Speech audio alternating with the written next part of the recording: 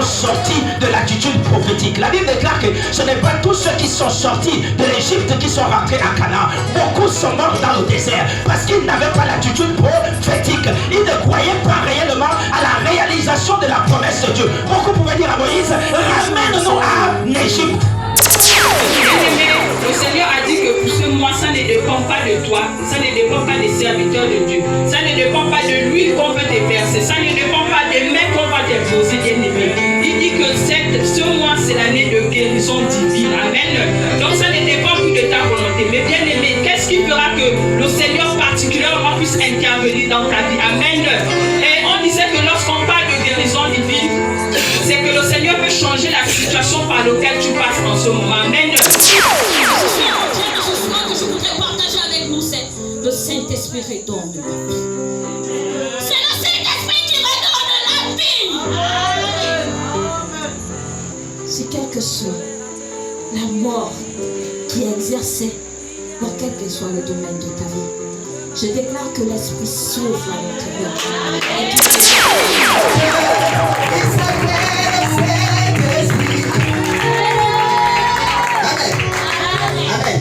Je veux que tu provoques quelque chose. Amen. Est-ce que tu m'écoutes? Je veux que tu crées une brèche entre toi maintenant et l'Esprit de Dieu qui enseigne. Amen. Donne-moi un amen fort. Viens de passer, je veux tout oublier, ranger le passé. Que celui qui reçoit ce message acclame pour le Seigneur. C'est-à-dire à un chrétien ce matin que le ministère accompli est un ministère appelé et encadré. Si ton ministère n'a pas été appelé, c'est l'échec. S'il n'a pas été encadré, c'est l'échec. Il doit être appelé et encadré. Je vais prendre un exemple. Je n'ai rien avec les femmes. Mais je vais prendre un exemple. Imaginez-vous une jeune fille qui va quitter de la maison de son père et de sa mère. Elle avait tout, bien que n'ayant pas beaucoup, mais elle avait quand même l'essentiel. Puisque depuis qu'elle est née, on lui donne l'essentiel. Elle va se lever, il y a un bon petit voyou qui va se lever pour lui dire je t'aime. Avec un mensonge vraiment invétéré. Et elle va quitter sa maison, aller se jeter dans le foyer. Voici là-bas Bastille. Voici là-bas souffrance. Chez elle, elle mangeait même la sardine, maintenant elle mange la terre. Voici maintenant, il n'arrive plus à s'habiller. Parce que le jeune voyou, le pantalon qu'il avait quand il venait de draguer, il a prêté ça chez son voisin. Donc en fait, il n'arrive même pas à se jeter les habits. Voici comment tu es dans un foyer en plein échec. Tu finis là, tu sautes de là. Il n'est plus bon, tu vas chez Grégoire. Tu as maintenant cette mentalité et tu vas de foyer en foyer en échec. Amen. Est-ce que Dieu t'a appelé au foyer? Est-ce que tu as été encadré? Quelqu'un est venu voir tes parents, Coco, s'il vous plaît, j'appelle votre fille à venir dans ma maison. Est-ce que tes parents, le jour que tu partais, t'ont dit, oh ma fille, prends ça à une femme quand elle va, elle a besoin de marmite. Le mari, c'est comme ça qu'on parle, le mari, c'est comme ça on crête. Ça a été fait. Pourquoi tu t'étonnes que ton ministère, c'est l'échec? Il n'est pas accompli. Amen. Il n'est pas accompli. Un ministère accompli est un ministère appelé. Parce que pour que quelqu'un s'intéresse à toi, il faudrait qu'il t'ait appelé. La soeur, s'il te plaît, lève-toi. Elle va se lever.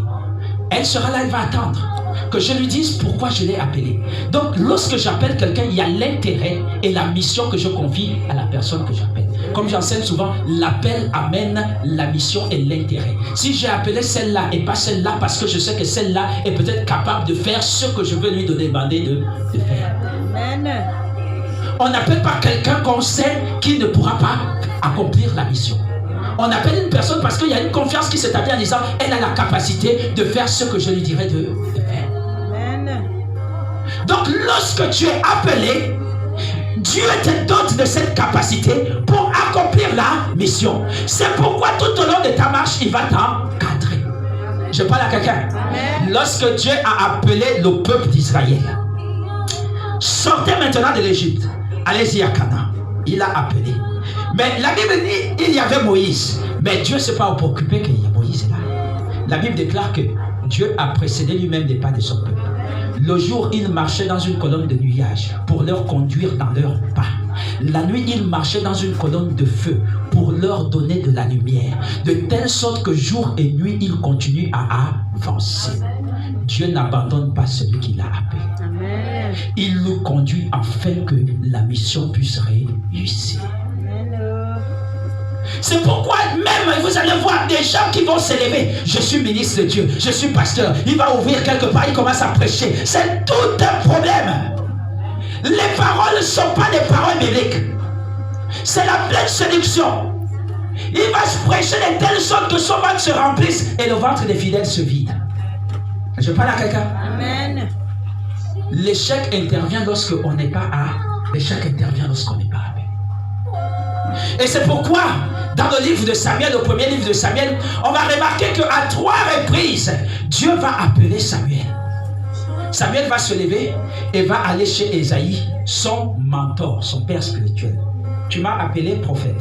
Non, je ne t'ai pas appelé. Va dormir. Ah. 3e fois, Samuel. C'est comment? Il repart chez Élie. Tu m'as appelé? Non, je ne t'ai pas appelé. Élie se rend compte que non. Là, Samuel est en train d'être appelé par l'Éternel. Il va donc encadrer Samuel. Samuel va recevoir donc l'appel et Élie va l'encadrer. Désormais, lorsque tu écouteras l'Éternel t'appeler, dis, Éternel, me voici. Et lorsque l'Éternel l'a appelé à nouveau, lorsqu'il a dit, oui, Éternel, me voici, l'Éternel a commencé à lui parler. L'Éternel a commencé à faire de lui un prophète. Le premier message de l'Éternel qu'il a reçu, parce que le prophète parle de la part de l'Éternel. Le premier message que l'Éternel lui a dit, c'était ce jour-là. Il a fait de lui un prophète. Parce qu'en fait, il a été appelé et Élie l'a encadré. Tu veux réussir dans ta vie, bien-aimé, laisse l'orgueil. Rapproche-toi d'un homme de Dieu, un serviteur de Dieu, pour qu'il t'encadre spirituellement. Sinon, ta vie sera un désordre spirituel. Et tu vas voir, le ministère conjugal ne réussit pas. Le ministère salarial ne réussit pas. On te paye, mais tu ne fais rien de ton argent. Le ministère même au niveau de l'église ne réussit pas.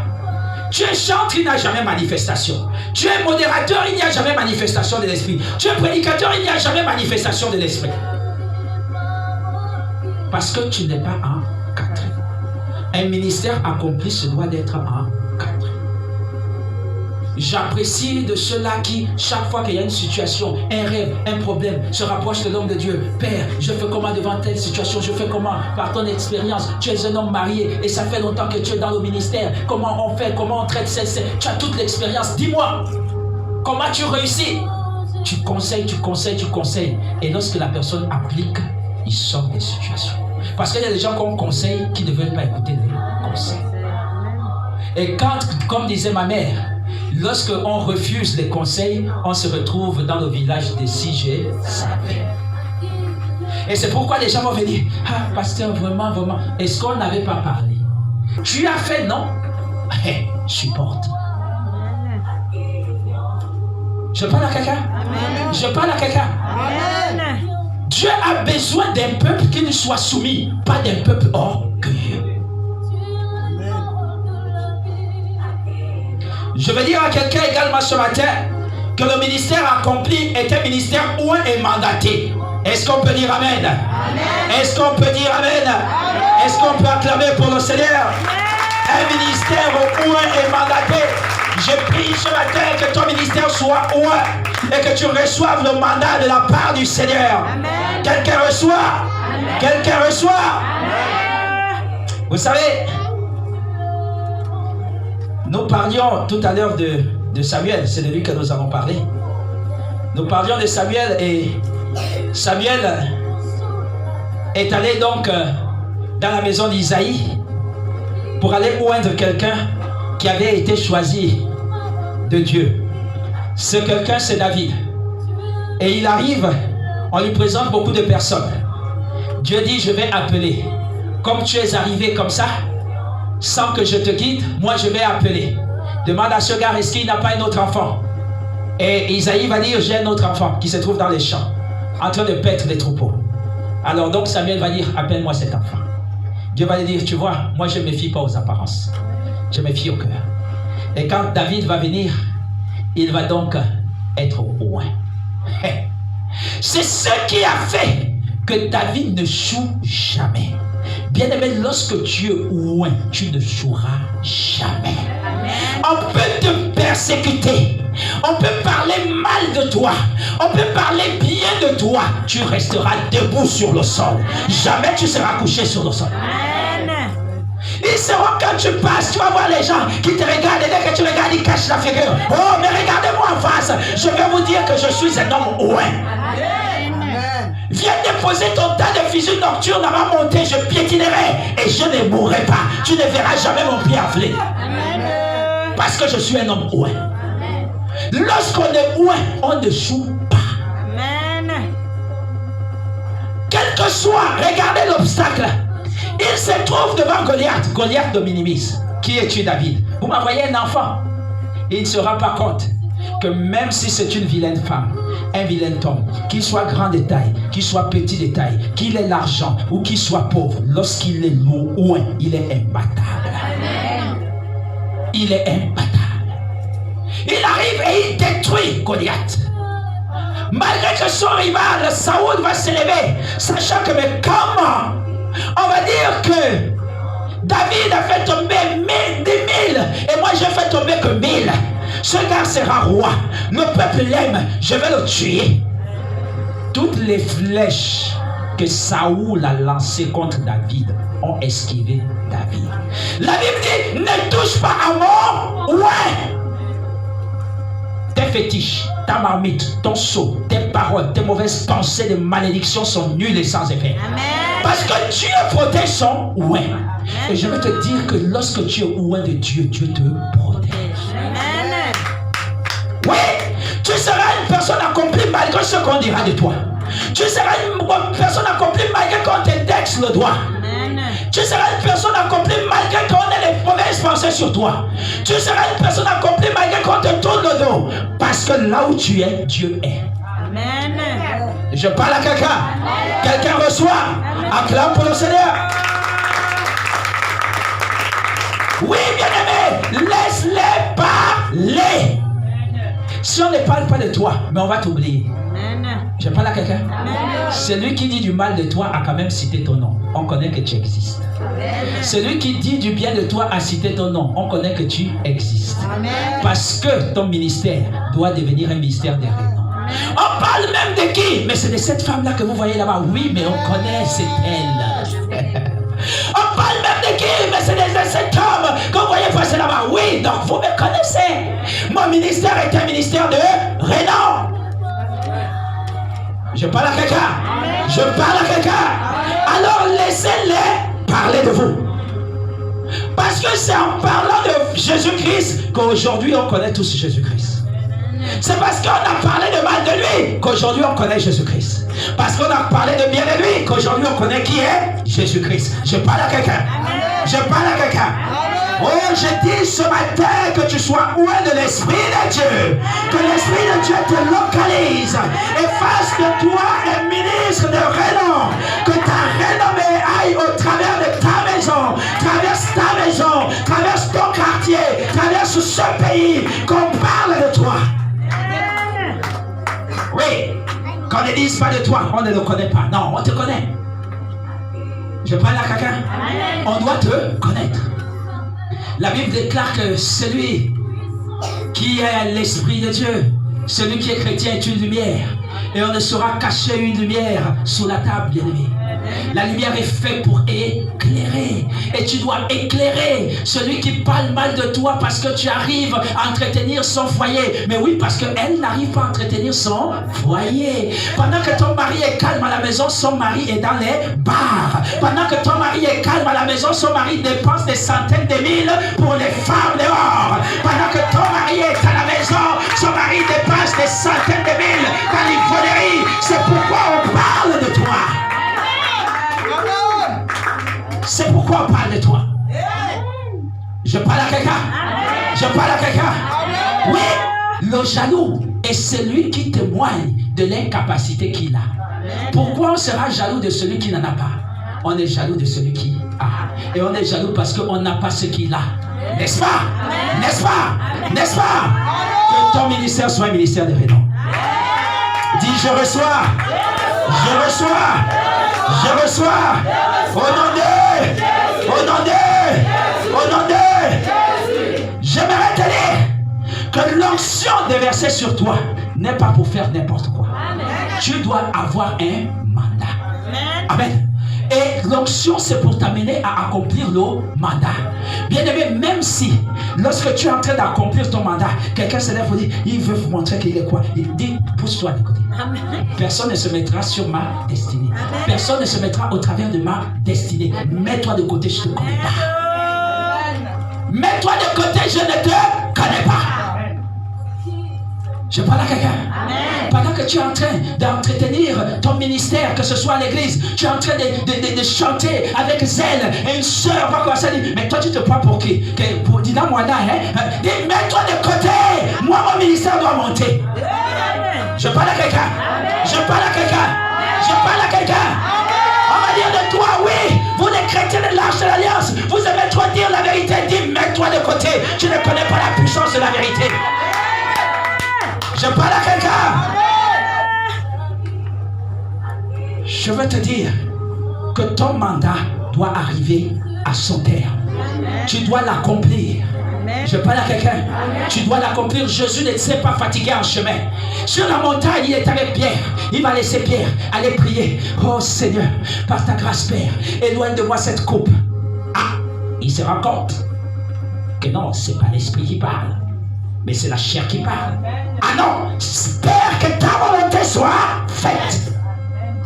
Parce qu'il comprend qu'il faudrait que ce pourquoi il a été envoyé puisse arriver à terre. Je parle à quelqu'un. Il faut agir, avoir cet esprit. Lorsque tu commences quelque chose par l'Esprit de Dieu, lorsque tu es ouin pour cette chose, bien-aimé, ne t'arrête pas en chemin parce qu'un frère a dit, une belle sœur a dit, un beau frère a dit, un frère a dit, non, c'est un jaloux, il fermera sa bouche. Il fermera sa bouche. Je parle à quelqu'un. J'aimerais dire aussi à quelqu'un ce matin que un ministère accompli est un ministère rempli du Saint-Esprit. Dis, je reçois le Saint-Esprit. Je reçois le Saint-Esprit. Ce matin, que le Saint-Esprit me localise et fasse de moi un ministre dans un ministère accompli. Vous savez, lorsqu'on va dans le livre de Matthieu, si on peut aller ensemble dans le livre de Matthieu, au chapitre 3, à partir du verset 16,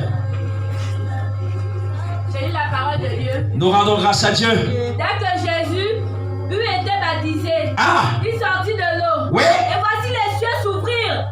Et il vit l'Esprit de Dieu descendre comme une colombe et venir sur lui. Et voici une voix fit entendre du ciel ces paroles. Celui-ci est mon fils bien-aimé, en qui je mets toute ma confiance, mon affection.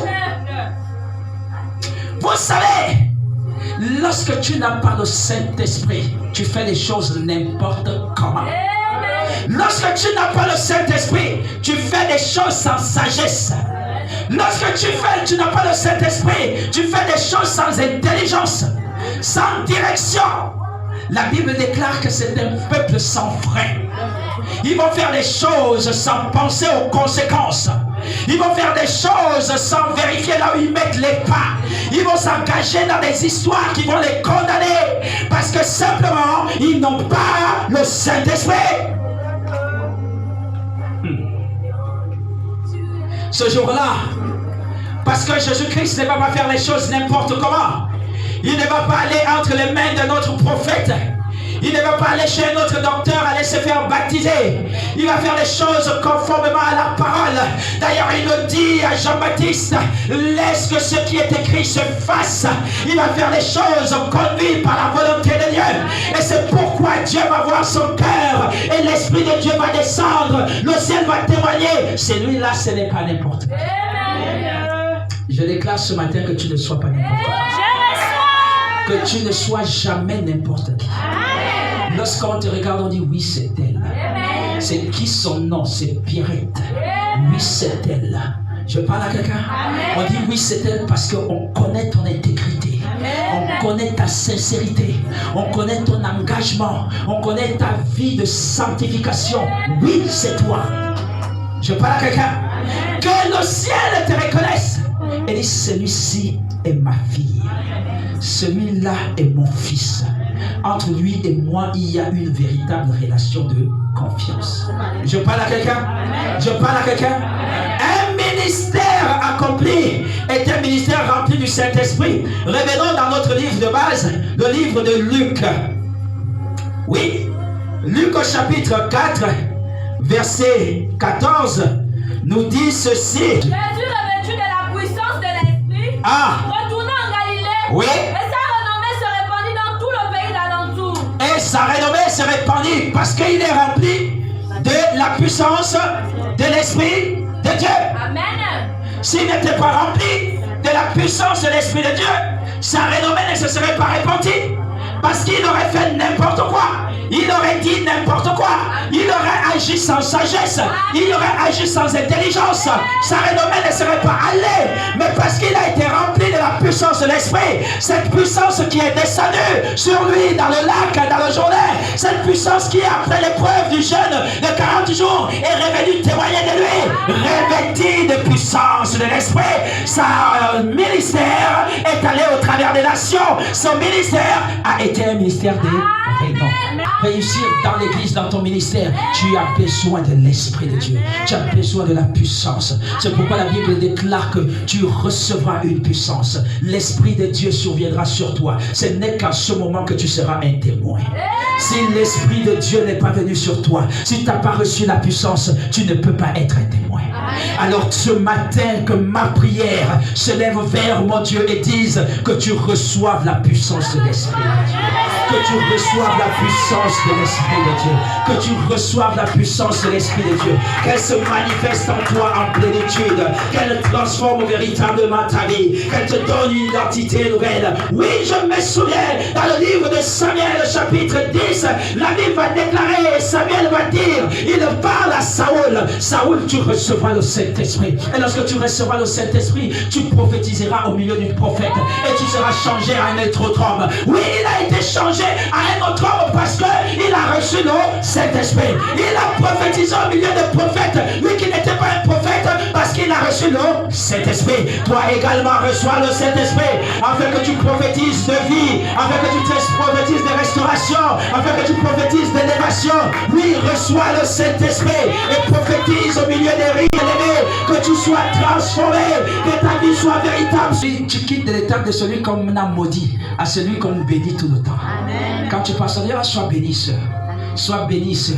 Même le sorcier te dit, sois béni, mon fils. Amen. On ne peut déclarer que la bénédiction sur toi. Amen. Parce que l'Esprit de Dieu est sur toi. Amen. Je parle à quelqu'un. L'Esprit de lumière fait disparaître les ténèbres. Amen. Là où il y a la lumière, l'obscurité disparaît. Je parle à quelqu'un qui peut acclamer le Seigneur. Qui peut acclamer le Seigneur. Il acclame le Seigneur de joie. Il pousse des cris de joie. Parce que ce matin, quelque chose est en train de se faire dans sa vie. Ce matin, l'Esprit de Dieu est en train de le localiser. Au nom de Jésus-Christ, oui, ta vie est transformée. Parce que tu es où? Tu as reçu le mandat. Tu as été appelé. Et tu rentres dans l'encadrement par cette parole. Au nom de Jésus-Christ. Que la gloire lui revienne à lui seul. Je vais dire à quelqu'un encore ce matin que le ministère accompli est un ministère rempli du Saint-Esprit. Oui, ce ministère doit être rempli du Saint-Esprit. Ne parle à quelqu'un? L'accomplissement imposera la renommée dans ton ministère. Vous savez, il y a des gens, tu veux même te cacher, mais on va parler toujours de toi. On ne te voit pas dans les carrefours, on ne te voit pas dans les bars, mais on parlera toujours de toi. Parce qu'en fait, l'accomplissement élève ton image. On ne peut pas cacher la lumière. Je parle à quelqu'un. On ne peut pas cacher. Écoutez, lorsqu'il y a une grande lumière devant vous, vous pouvez prendre la main, vous fermez les yeux, mais vos yeux fermés, voyez quelque chose qui brille. Vrai ou faux? Vous pouvez rentrer sous un drap, mais lorsque vous ouvrez les yeux, vous voyez toujours la lumière se manifester. Parce que personne ne peut cacher la lumière. Tu peux être quelqu'un d'intègre, quelqu'un de réservé. Tu es toujours chez toi, mais parce que la lumière est en toi, on parle toujours de toi. L'accomplissement élève la renommée. Ah, cette femme-là, vraiment, on a vu dans ce quartier, elle ne valait rien. Ah, vraiment, Dieu change les gens. Ce n'est plus Dieu change, mais c'est Dieu change les gens. Parce qu'en fait, il a mal dans son cœur.